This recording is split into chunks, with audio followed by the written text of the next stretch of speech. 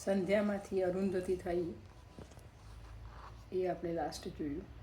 એ પછી 7મું ચેપ્ટર છે દીતિને શાપ કે વરદાન. સંધ્યાએ અરુંધતી રૂપે જન્મ લીધો ત્યાં સુધીમાં તો મનુ અને શત્રુપાની પ્રજા 4-5 પેઢી વટાવી ચૂકી હતી. બ્રહ્માએ દક્ષને આ જગતનો પ્રજાપતિ સ્થાપ્યો હતો. મનુની પ્રસૂતિ નામની કન્યા દક્ષને પરણાવી હતી. દક્ષ પ્રસૂતિએ અનેક પુત્રીઓને જન્મ આપ્યો હતો, જેમાંથી કેટલીક ચંદ્રને, કેટલીક ધર્મને અને બીજી ભૃગુ, અંગીરા વગેરેને પરણાવી હતી. આ બધી પુત્રીઓની સંતતિ વટવૃક્ષની પેટે વિસ્તરી રહી હતી. દક્ષ પ્રજાપતિએ પોતાની 13 કન્યાઓ મરીચી પુત્ર કશ્યપ ઋષિને પરણાવી હતી. કશ્યપ ઋષિની આ 13 પત્નીઓમાં કદ્રુ નામની પત્નીએ નાગોને જન્મ આપ્યો હતો.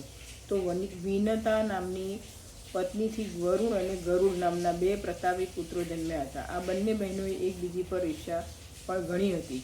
પણ દક્ષ પ્રજાપતિની આ બધી પુત્રીઓમાં અદિતિ અને દિતિની ઈર્ષ્યાએ તો માજા જ મૂકી દીધી હતી. એટલું જ નહીં, અદિતિ અને દિતિના ઉદરે કશ્યપથી થયેલા પુત્રોએ પૃથ્વીને જાણે સીધી જ સંઘર્ષમાં મૂકી દીધી હતી. અદિતિ કશ્યપ સાથે પરણીને સાસરે ગઈ એ પછી 12 પુત્રોની માતા બની હતી. બ્રહ્માએ અદિતિના પુત્રોમાંથી શક્ર નામના પુત્રને ઇન્દ્ર એવું નામ આપી સ્વર્ગનો રાજા બનાવ્યો હતો. અદિતિના બીજા 11 પુત્રો પણ એવા જ શક્તિશાળી હતા. બ્રહ્માએ એમને પણ મોટા મોટા અધિકાર આપ્યા હતા. અદિતિનો 12મો અને સૌથી નાનો પુત્ર વિષ્ણુ તો એટલો બધો સ્વરૂપવાન, પ્રેમાળ અને લોભામણો હતો કે અદિતિની બીજી બહેનો એને રમાડતા થાકતી જ ન હતી. અત્યાર સુધી તો દિતિ પણ અદિતિની પ્રિય સખી હોય એ રીતે જ વર્તતી હતી ને વિષ્ણુની જાણે અડધી માતા હોય એ રીતે વિષ્ણુને હવાલો સંભાળતી હતી. આ બધી બહેનોમાં દિતિ કમનસીબ હતી. એને હજી સુધી એક પણ સંતાન થયું ન હતું.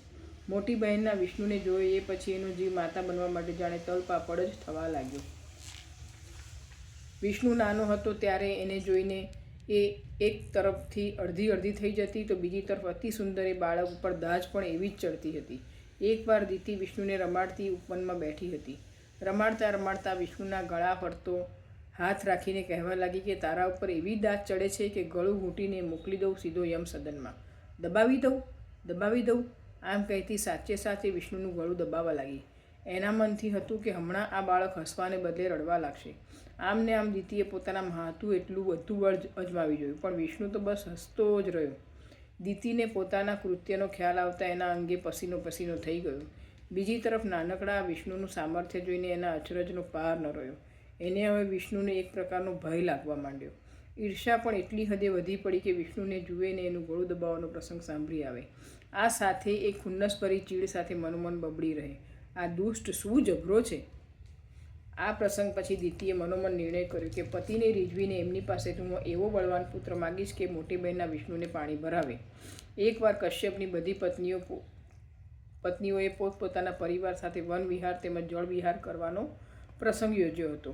દિતિ પણ શરૂઆતમાં તો એ બધાની સાથે જવાની જ હતી, પણ પેલી બધી બહેનો જ્યારે પોતપોતાના બાળ બચ્ચા સાથે તૈયાર થઈને નીકળી ત્યારે એનો વિચાર બદલાઈ ગયો. એણે પોતાનો આ બદલાયેલો વિચાર બીજી બહેનોને જણાવ્યો નહીં. સખી સરખી પોતાની મોટી બહેન અદિતિને પણ આમ જ કહ્યું, મોટી બહેન તમે તમારે નીકળો, હું પરવાર્તિકને તમારી પાછળ આવી લાગું છું. અદિતિને આ ગમ્યું નહીં. એને આ નાની બહેન ઉપર ખૂબ જ પ્રેમ હતો. બીજી બહેનોની સાથે પગ ઉપાડતા એણે કહ્યું, પણ તું જલ્દી આવી લાગજે, મને તારા વગર ફાવશે નહીં. દિતિએ હસીને કહ્યું, મારાથી પણ ક્યાં તમારા વગર ઘડી કઈ રહેવાય છે. તમે બધા આપણો આશ્રમ મથીને વટાવશો ત્યાં તો આ તમારી નાની બહેન આવતીકને ઊભી રહેશે. અદિતિ વગેરે ગયા. કશ્યપ મુનિનો આશ્રમ લાંબો પહોળો હતો. શિષ્યો પણ મોટી સંખ્યામાં હતા. શિષ્યોની પત્નીઓ પણ અદિતિ વગેરે સાથે વિહાર કરવા જોડાઈ હતી. અદિતિનો જીવ દિતિમાં જ હતો. લાંબી પહોળી આશ્રમ ભૂમિ અડધી તો વટાવી પણ નહીં ને અદિતિએ પાછળ ફરી જોવા માંડ્યું. અદિતિની બીજી 11 બહેનોમાંથી દનુ નામની બહેનની નજર અદિતિ ઉપર જ હતી. દનુને આ 2 બહેનોનો પ્રેમ ઘણીવાર ડંખતો હતો.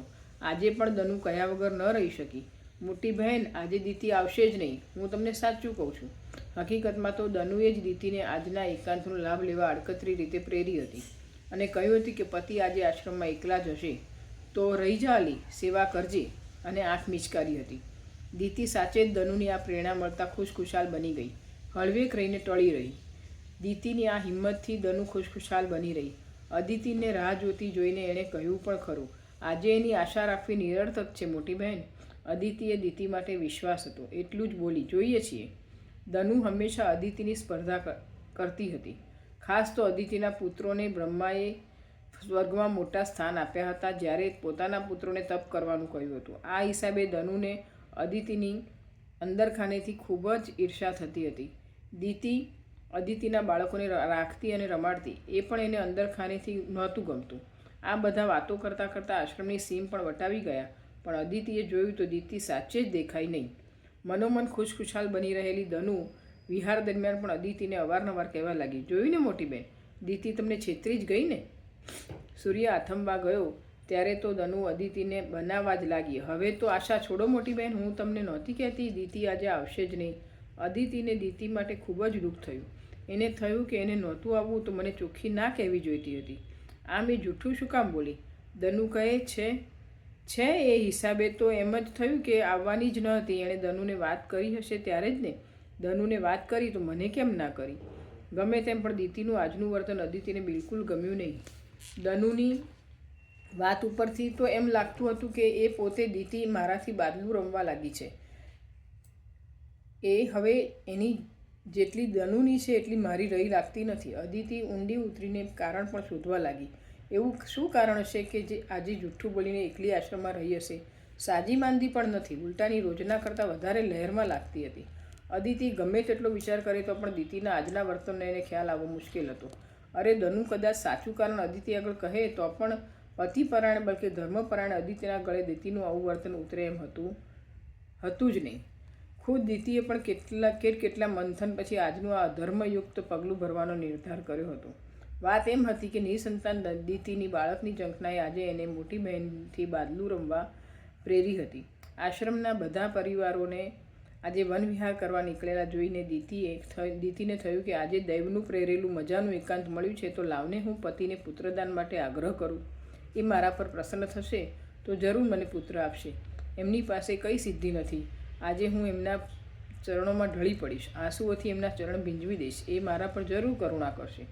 એકલી પડેલી દિતિએ લાંબી નજરે પતિની મઢીમાં જોયું તો એ કોઈક આંગંતુક બ્રાહ્મણોની સાથે ગોષ્ઠીમાં પડેલા હતા. દિતિ પોતાની મઢીમાં જઈ સુંદર વસ્ત્રો પહેરી પ્રસાદન કરવા લાગી. આ કામ પૂરું કરીને એ લજવાતીને સંકોચાતી પ્રાંગણમાં ને મઢીમાં આટાફેરા મારતી ગઈને પતિની મઢીની બહાર ખબર રાખતી ગઈ. પેલા બધા છેક સાંજે ટાણે મઢીમાંથી બહાર નીકળ્યા. કશ્યપ મુનિ પણ મહેમાનોને વળાવવા બહાર આવ્યા. વાતો કરતાં એમની સાથે ફાટક તરફ ચાલતા છેક આશ્રમના ઝાંપા સુધી ગયા. બિચારી દિતિ ક્ષણે ક્ષણનો વિલંબ એના મનને બેચેન બનાવી રહ્યો હતો.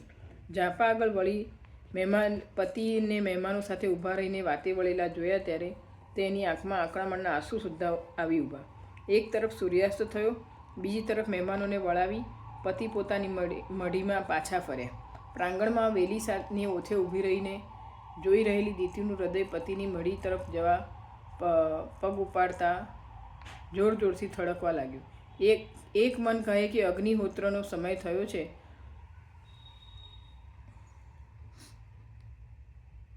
અને હું ન જાઉં, અને બીજું મન કહે અરે આવો લાગ તને ફરી ફરીને ક્યાં મળવાનો છે? આમને આમ વખત ગુમાવીશ તો બધો પેલો સંગ પણ આવી પહોંચશે, અને પછી કોણ જાણે પતિ સમાગમનો આવો અવસર ફરી પાછો ક્યારે આવશે. શબ્દોની સાથે દિતિના હૃદયમાંથી એક ભારે નિશ્વાસ સરી પડ્યો. દિતિએ હિંમત કરી પતિની મઢીમાં પાછળના ભાગેથી પ્રવેશ કર્યો. આ વખતે કશ્યપ મુનિ અગ્નિહોત્ર શાળામાં હતા. હોમ કરીને ધ્યાન ધરવાની તૈયારી કરતા હતા. પત્નીને પાછલા દરવાજેથી આવેલી જોઈને એમણે કરુણ એવું હાસ્ય કર્યું.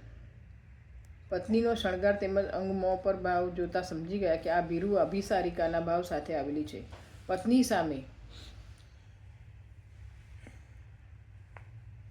પત્નીની સામે જોઈ નજર પૂરી નાખીને કશ્યપે કહ્યું કે ભદ્રા બેસ આ આસન ઉપર. દિતિએ તળને ફળ કહી જ નાખ્યું, સ્વામી મને આપે ક્ષમા કરવી ઘટે, પણ હું અત્યારે બેસવા માટે નથી આવી. હે સ્વામી, મારા ઉપર આપે કરુણા કરવી ઘટે છે. હે નાથ. દિતિ બોલતા બોલતા રડી પડી. રડતી ગઈને કહેતી ગઈ, મારી બીજી બધી શોકીઓના સંતાન જોઈને મારો સ્ત્રીનો આત્મા શું કહેતો હશે એ આપ સમર્થ સારી પેઠે સમજી શકો છો. હે પ્રભુ, આપ મારી મનોકામના પૂર્ણ કરો. આપની પાસે હું પુત્રની ભિક્ષા માગવા આવી છું. આ સાથે દિતિ મુનિના ચરણ આગળ બેસી ગઈ. કમરે ખોસેલો વસ્ત્રનો છેડો કાઢી મુનિના પગ આગળ પાથરીને એ રડતી ગઈને કહેતી ગઈ કે આપ મને ભિક્ષા આપો, મને વેંધ્યાને પુત્રવતી કરો સ્વામી. મુનિએ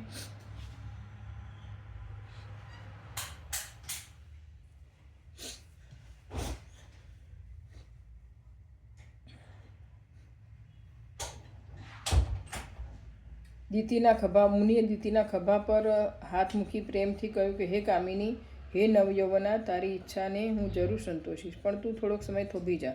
બહાર તું નજર નાખ, બરાબર સાયંકાળ પ્રવર્તે છે. હે વારારોહા, તારા કામને થોડોક સમય રોકી લે. અત્યારે રુદ્ર ભગવાનના ભૂતો ચોગમ ફરી રહ્યા છે. આ સમય એમના પ્રભુત્વનો કહેવાય છે. હું તને એક નહીં 2 પુત્રનું દાન કરીશ. થોડીક વાર દીતી બોલી, નાથ, હું પોતે મહાદેવની ભક્ત છું. હું એ ભગવાનને રીઝવી લઈશ. આપ મારા પર કરુણા કરો. હું કામને સાંભવા સમર્થ નથી. હે નાથ, કામથી પ્રેરેલી કામન દીતીએ પોતાની નાભી પરથી ગાંઠ ઉપર હાથ મૂક્યો. કશ્યપ સમજી ગયા. સફાળા ઊભા થયા. હોમ હવનનું આ સ્થાન છોડવા પગ ઉપાડ્યો. ચપ કરતોકને દીતીએ મુનિનો હાથ પકડી લીધો. મુનિ એના હાથને તરછોડી શક્યા નહીં. થંભી ગયે જ છૂટકો થયો. અને દીતીની કામના સંતોષ્યા પછી મુનિ બોલ્યા, હે લલના, તારા ઉદરેથી 2 પુત્રો જન્મ લેશે. આ પુત્રો એવા બળવાન હશે કે આ પૃથ્વીનું રક્ષણ કરનાર પ્રભુ સિવાય કોઈ વ્યક્તિ એમને હણી શકશે જ નહીં. પ્રસન્ન બની રહેલી દીતી બોલી, નાથ, ભલે મારા આ પુત્રનો સંહાર પ્રભુના હાથે થાય, બાકી કોઈ બ્રાહ્મણથી આ મારા પુત્રો હણાય નહીં એવું આપ વરદાન આપો. એમ જ થશે. વળી તારા પુત્રો પોતાના સામર્થ્યથી આ પૃથ્વી પર રાડ બોલાવશે. દીતી આખર તો દક્ષ જેવા દક્ષ પ્રજાપતિની પુત્રી અને કશ્યપ જેવા મુનિની પત્ની હતી. એને આ છેલ્લું ભવિષ્ય ગમ્યું નહીં. એનું મોં પડી ગયું. દીન વદને પતિ સામે હાથ જોડ્યા. એણે કહ્યું, ભગવાન, શું મારા પુત્રો પોતાના બળનો આશ્રય કરી લોકોને રાડ પણ પડાવશે? આવું અધર્મ કાર્ય કરશે? મારા ઉપર કૃપા કરો. વરદાન આપો કે મારા પુત્રો સ્વર્ગ તેમજ પાતાળના અધિપતિઓમાં ભલે રાડ પડાવે. કશ્યપ મુનિ દીતીના શબ્દો સાંભળી વિચારમાં પડી ગયા. સ્વર્ગ એટલે બ્રહ્માણોનો લોક, જે ખાસ કરીને અદિતિ પુત્રોના પ્રભાવ નીચે હતો. અને વળી નાગલોક પણ કદ્રુ નામની પોતાની પત્નીના પુત્રોથી શેષ, તક્ષક અને વાસુકી વગેરે સંતતિથી રક્ષાયેલો હતો. આ હિસાબે મુનિને થયું કે પોતાની આ કમનસીબ પત્ની પોતાની જ બહેનોની સંતતિ સાથે પોતાના પુત્રોની સ્પર્ધા ઈચ્છી રહી છે. મુનિની નજર સામે ભાવિ જાણે તાદ્રશ્ય થયું. એક તરફ 3 લોક, પૃથ્વી, પાતાળ અને સ્વર્ગ, પોતાના પુત્રોના પ્રભાવ નીચે હતા, તો બીજી તરફ આ ત્રિલોકનું ભાવિ કુટુંબના કલેશના દાવાગ્નિ નીચે કલેશયુક્ત બની પણ રહેવાનું હતું. મુનિના મોંમાંથી એક ઘેરો નિશ્વાસ સરી પડ્યો. સવાલ પણ થયો કે પૃથ્વીનું આવું ભાવિ કેમ રચાયું? મુનિ અહીં અંતર ધ્યાન થયા. જુએ છે તો બ્રહ્માની પીઠમાંથી ઉત્પન્ન થયેલો અધર્મ જગત ઉપર ફરતો પોતાના આશ્રમ આસપાસ આંટા ફેરા કરતો હતો ને આજે એને દેવથી પ્રેરાયેલી દીતીમાં પ્રવેશ કરવાનો સીધો લાભ મળ્યો હતો. નિશ્વાસ નાખતા મુનિ બોલ્યા, હે અભાગી સ્ત્રી, તારા પુત્રો તેમજ એમની સંતતિ આ પૃથ્વી પર મહાબળવાન ભલે હશે, પણ તે અધર્મના જ માર્ગે વિચરશે. દીતી રડી પડી, ભગવાન, મારા ઉપર કૃપા કરો, કૃપા કરો, કૃપા કરો. કશ્યપે પત્નીની દયા આવી. એમણે કહ્યું કે હે બધે, શાંત થા. તારો એક પૌત્ર પ્રહલાદ એવો ધર્મનિષ્ઠ પાકશે કે તારા આખા કુળને ઉજાળી મૂકશે. વળી પ્રહલાદનો પૌત્ર બલિ પણ એવો દાનેશ્વરી નીકળશે કે આ પૃથ્વી પર એનું નામ યાવત ચંદ્ર દિવાકરો બની રહેશે. યાવત ચંદ્ર દિવાકરો એટલે જ્યાં સુધી ચંદ્ર હોય ત્યાં સુધી એની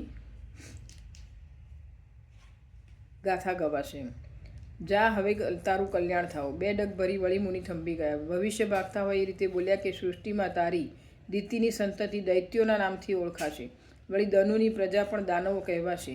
અને એણે તને આ કુબુદ્ધિ સુજાડી છે એ જોતાં એની પ્રજા પણ અધર્મને જ વહાલો કરશે. મુનિએ ચપ કર દે તપને પગ ઉપાડ્યો. સ્નાન વિધિ કરવા માટે ચાલતા થયા. એકલી પડેલી દીતી બહાર નીકળી. પોતાની મઢીમાં પહોંચી ત્યાં સુધી એને સમજ પડી નહીં કે પોતે ખુશ થવું કે નારાજ થવું, હસવું કે રડવું. પોતાને પતિએ આજે વરદાન આપ્યું હતું કે શાપ આપ્યો હતો. ત્યાં તો વિહાર અર્થે ગયેલા લોકોએ આશ્રમમાં પ્રવેશ કર્યો. દીતીના કાને બાળકોનો કિલ્લોલ પડ્યો. એનો જીવ ખુશખુશાલ બની ગયો. એને થયું કે નજીકના જ ભવિષ્યમાં મારા પુત્રો પણ આ જ રીતે કિલ્લોલ કરતા આ આશ્રમને ગજાવી મૂકતા હશે. ધન્યવાદ.